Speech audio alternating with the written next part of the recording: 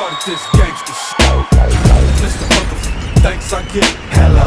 I started this gangster shit. And it's the motherfucking thanks I get. Hello. Hey, if you're enjoying this content but haven't yet subscribed, please take a minute to hit that subscribe button and ring the bell for notifications. Thank you.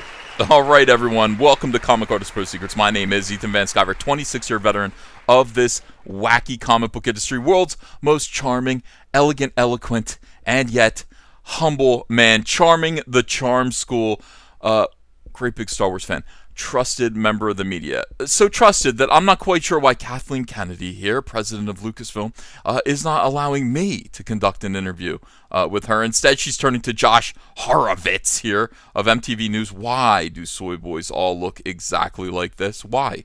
What is up with that? MTV News, by the way, what you want to talk about getting woke and going broke? MTV News used to be Kurt Loder talking about Kurt Cobain. MTV used to be Jackass. It used to be Beavis and Butthead. It used to be Headbangers Ball. Now look at it. It's a bunch of soy boys sitting there whining about, dear white people, can we sit down and talk? No, we can't. We can't. But Kathleen Kennedy, I guess, is here to listen to your soy-drenched gibberish, talking about the future of Star Wars in a video that is only 2 minutes and 47 seconds long. That's the next 10 years of Star Wars right there. How quickly can you say utter calamitous failure? How long does it take to say we are crashing into the side of a GD mountain? 87.7 thousand views. That is what we've been reduced to. Now let's just watch Kathleen Kennedy really quickly here, and then we're just going to put an end to the lie of this article. Star Wars Kathleen Kennedy confirms plans for a Knights of the Old Republic movie TV series. No, she did not. She did not. Let's watch this interview and see what she did confirm to this credulous dope from MTV News. Not a trusted member of the media. There's a little bit of bittersweetness in the air because this is the end of the saga. Bittersweetness? Stories of characters that we have grown to love. Do you think we're going to see any of these core characters again in the future? Whoops, I forgot to take my headset off so you could actually hear this. Let's do this again. Grown to love.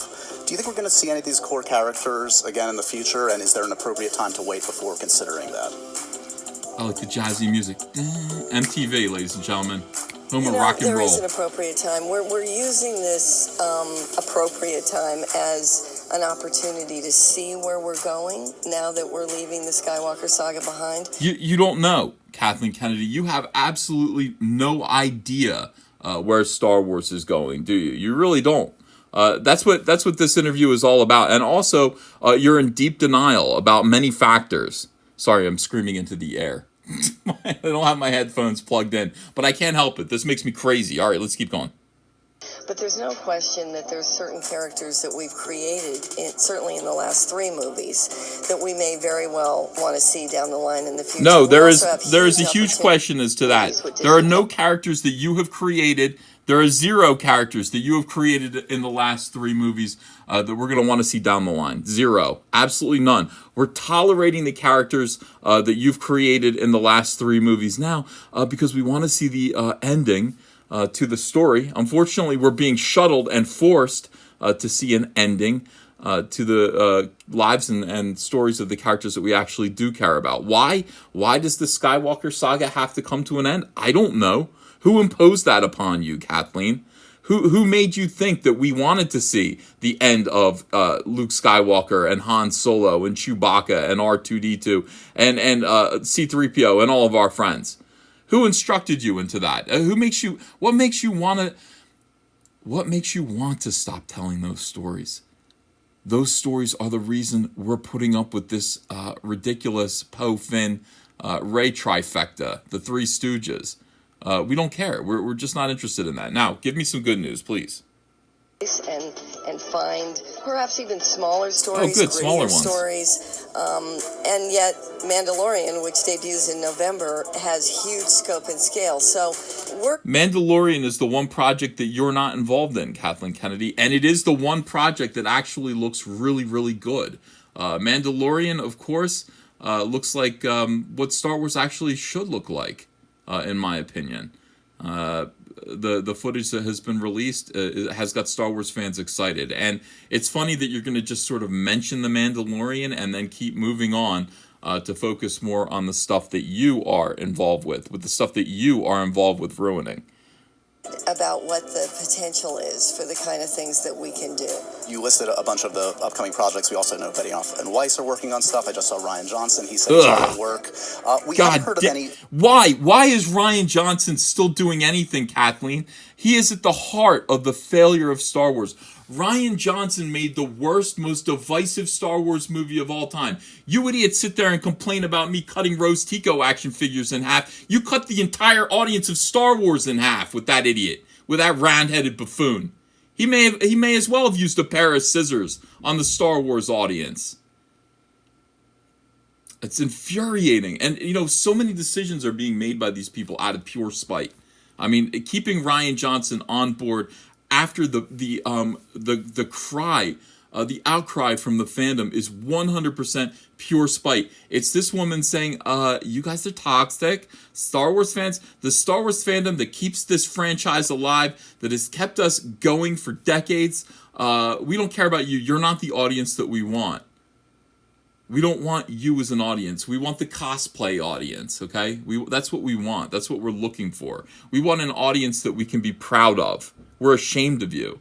We're ashamed of our largely male 45-year-old audience. We don't like that at all. We'd rather have 20-year-old girls and furries and bronies. That's kind of what we're looking for. That's what we're hoping for. And that's what you're going to get. But I'm telling you, those people don't have any money, and they do not buy anything. They're not real fans. They cannot support and they cannot sustain this franchise the way, I don't know, working adults can. All right. We have several female directors that are working with us on Mandalorian right now. Now, this is a big deal, by the way. They ask you, you don't have any women. Where are the women that are directing Star Wars? We don't see women working on Star Wars, and we're MTV News. Where are the women? Where are they? And she's like, oh, no, we have women. We have women working on the Mandalorian episodes, several of them.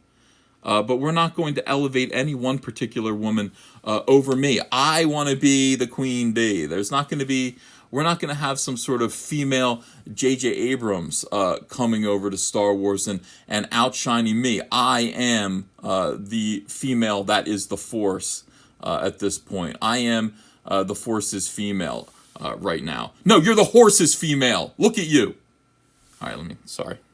The Cassian Andor, and then conversations with David and Dan and Ryan have been that once we begin to block out the next 10 years, that will... All right, well, we're going to start to block out the last 4 or 5 years, I think, as fandom. None of that stuff happened. We're blocking it out. We're blocking out the last 5 years, and we're just going to pretend that there were only 6 Star Wars movies, and that's it. If you're going to keep going like this. Hey, if you want to ignore us, we can ignore you, too. Knights of the Old Republic, a lot of fans want to see that. Is there any development of that? We talk about that all the time. Yes, we are developing something to look at. Right now, I have no idea where things might fall. Okay, so basically what she is saying is this. This headline that says, look, Kathleen Kennedy confirms plans for a Knights of the Old Republic movie or TV series. You just heard her. That's not what she said at all. What she actually just said... Let me put in the headphones again. 1 second. All right. So what she actually just said was that they talk about it. They talk about doing a Knights of the Old Republic, and apparently they talk about it all the time. And if you watched her body language and the way she reacted, she kind of closed her eyes, smiled, accessing memory, thinking about all of the times I'm sure the creative people within Lucasfilm and the fans have requested a Knights of the Old Republic TV series or movie or something like that. I mean, actually just bringing that video game and all of the stuff that came from it to life. And she kind of went, yeah, I know. That smile was, yeah, I know. I've heard it. We have someone developing something for us to look at. Yeah. Okay, that's nice. That does not mean there are any plans for anything. It just means, just like they had an Obi-Wan Kenobi movie in the works to look at. They had a Mos Eisley Cantina series in the works. Something that for them to look at. It's just people bringing them pitches all the time. This does not necessarily mean she confirmed absolutely nothing except, yeah, we know about that. We know that's what you want. We don't know. And she even said, she's like, we have no idea where it would fall right now. We don't know. We don't really have an organized plan. Kathleen Kennedy just admitted that it's like, yeah, we kind of, we don't really know when any of this stuff is going to happen. We know that we've got a bunch of stuff in the works, but we really don't know where it's going to fall or where it's going to land, because we have to be careful. There is a cadence to Star Wars. She's about to tell you that Solo completely rocked their day. Solo broke Lucasfilm, and it utterly destroyed their self-confidence, and now they really don't know what to do. Let's listen to that real quick. Hold on, let me unplug. All right. Careful that there is a cadence to Star Wars that doesn't start to feel like too much. We don't have a crystal ball. We tried a little bit with Solo to see if we could do 2 movies a year and whether or not there was really an opportunity for that. And we felt that's not going to work, so we backed off of that a little bit. But it doesn't mean we... All right, that is stunning. I mean, she's basically saying, look, there can be too much Star Wars content out there. 2 movies a year it might be 1 too many. It might be 2 too many. We don't know. We don't have a crystal ball. Rather than taking responsibility for the slipshod, crappy mismanagement of Lucasfilm that falls on her shoulders, she's essentially blaming fans. We're not going to come out and support Star Wars movies if there are too many of them. This is absolutely ridiculous, and it has led to incredible confusion at the highest level. Kathleen Kennedy sitting there going, we don't know. We don't have a crystal ball. We don't know what we're doing. We don't know when things are going to be. She doesn't have a set plan. She just has people that she's given work to, and then she's just going to see what happens. She's got Benioff and Weiss working on a trilogy. That seems to be the very next thing that's going to happen. And by the way, Benioff and Weiss are sitting there on Game of Thrones. They invited George Lucas on the set. And then they talked, I think, to Rolling Stone magazine and said, Star Wars doesn't know how to tell stories anymore. Star Wars lost the ability to tell stories, and that's what we're going to try to fix. So we know we've got a Benioff and Weiss trilogy. That's definitely going to happen, and it's going to kind of impose itself on the timeline. This is not the plans. This is not a woman who knows what she's doing. She doesn't have a plan, and she's letting you know that here very, very clearly. She's like, I don't really know. Like, Solo didn't work because it was a terrible idea. Not because it was too much Star Wars. It's because nobody wants to see a Han Solo movie that doesn't have Harrison Ford in it. Harrison Ford probably should have been paid an ungodly amount of money to do bookends to the movie. Old man Han Solo, remembering back in the day when he was young man Han Solo, we could be introduced to Alden Ehrenreich. It would be almost like Harrison Ford gave us permission to accept Alden Ehrenreich as Han Solo. But unfortunately, Harrison Ford doesn't seem to want to have anything to do with you guys. And you're so dumb that rather than spending the money to convince him and persuade him to spend a couple of days on the set to film wraparounds for this movie, you instead just flushed $82 million down the toilet in losses by producing a completely incompetent movie and telegraphing to the shill media that you already anticipated this movie was going to be a failure from the start. You let the original directors of Solo, Lord and Miller, get 85% of a movie done before realizing it wasn't the movie that you thought you wanted and firing them, replacing them with Ron Howard, Opie Cunningham to finish the movie. And you wonder, it's not our fault. It's not Star Wars fans' fault that Lucasfilm is in disarray right now. We will support good Star Wars movies. You aren't listening to the fans. The fans are telling you, Knights of the Old Republic, please. Give us something we're familiar with. Give us the Timothy Zahn novels. Stop doing this. Stop creating stuff because you guys can't really create, and we don't really accept you. We don't trust you right now. So start giving us good film adaptations of material that we have already accepted as canon, and then we will support. We'll support 3 movies a year if you do that. Instead, no, you defy the fans. You call us toxic. You blame us for chasing Kelly Marie Tran off the internet. All while platforming Raylos, who actually legitimately stalk Adam Driver's wife and their daughter. It is in disarray, and it does kind of fall on Kathleen Kennedy's shoulders. I could rant about this all day long. It drives me nuts. It drives me insane. All right, hold on. back to it. This universe. Last thing for you, the big reveal today, Palpatine apparently back. When you heard that as a pitch, how far back does that go when you heard it? That goes back to when we were talking about Force Awakens, and just the whole blueprint. Okay, so she basically confirmed that this guy knew what he was talking about. Look at this tweet from November of 2012, just 1 month after Disney had acquired Lucasfilm and Star Wars. This fellow, Gabriel Garcia, predicted Star Wars Episode 7, The Rise of Skywalker, The Emperor Lives. Now, obviously, nobody knew that he knew what he was talking about back then. This apparently was going to be the first movie in the franchise, and he correctly predicted that the Emperor would return. So this guy actually knew what he was talking about. And when we click his site, this guy hasn't tweeted since 2013. I think he was murdered. Dig up the area around Lucasfilm. All right, hang on. Now, it has kind of been in the works since then, but there was nothing more thrilling than to be in that room and especially have Ian walk out on stage. We were waiting to see what that reaction was going to be. When did you let Ian know that he was going to be coming back? We let him know right at the beginning. Really? And he was so gung-ho. He was all for it. He had a blast. So, yeah, I'll bet he did. I'm glad. The one good thing is Ian McDermott coming back as Palpatine. I think that's a good idea. But listening to Kathleen Kennedy, does she instill any confidence in you that she knows what she's doing or what she's talking about? The one thing that you do get the sense of is that she does not take responsibility for her own actions, for her own failures, for her own mistakes. She doesn't recognize or acknowledge her own mistakes. She blames you, the fans, and also she knows what you want, and she doesn't care. She knows what you want. She rolls her eyes and she smiles and goes, yeah, we're looking into it. There is no Knights of the Old Republic anything. I mean, this is optimism. This is her saying, oh, yeah, we're working on it. We're working on it. Sure. We don't have a timeline for that. We don't know when that would fit in because Solo didn't work out. You guys wouldn't eat our garbage with Solo, so why should we give you any set timeline or anticipate your wants, your desires for Star Wars and actually fulfill them? That's not what we're going to do. We have to be cautious now because we can't trust you as the fans to actually consume our product.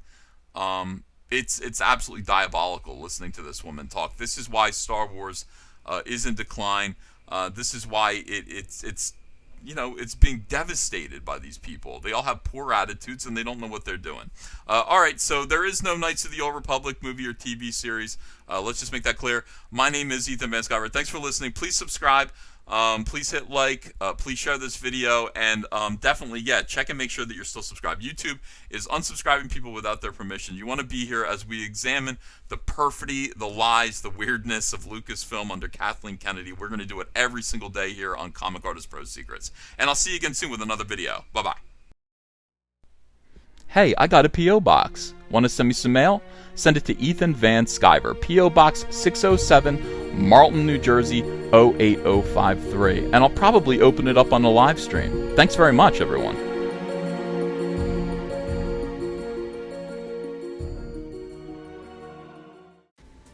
Hey, you want to follow me on Twitter? Are you sure? Well, if so, I'm at Ethan Van Sciver. That's at Ethan Van Sciver. See you there. Hello, potential Indiegogo backers. Hello, friends. My name is Ethan Van Sciver. I'm a comic book creator who worked for 20 years for Marvel and DC Comics on books like Green Lantern, Flash, Superman, Batman, and X-Men. But before that, I had a comic book called Cyberfrog. Now, Cyberfrog lasted from 1993 to 1998, and then it stopped when I went to go work for DC Comics. Now I want to tell the story of where Cyberfrog has been for the last 20 years. I want to write, pencil, ink a book called Cyberfrog Blood Honey that tells the story of gigantic alien hornets that come to Earth and conquer it, sending Cyberfrog into deep hibernation, where he emerges now in the year 2018 into a completely alternate reality, a new world where these hornets have taken over, devastated humanity, using human skin to make gigantic wasp hives, and harvesting human blood to make honey to feed their young. Very few humans still exist. But it's up to Cyberfrog to save what's left of humanity and turn back the damage that's been done by these wasps with his brother Salamandroid and his friend Heather Swain. I want you to help me do this. We're going to get colors by Kyle Ritter. He's a fantastic colorist. and he's going to make this book sing. I'd like this to be a 48-page one-shot prestige format, part 1 of 4. So I'm asking you to help me launch the very first Cyberfrog Blood Honey epic graphic novel. Are you in? Will you help me?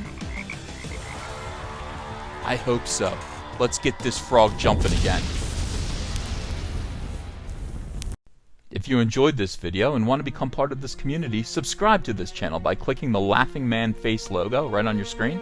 Ring the bell for notifications as well. You'll never miss a live chat.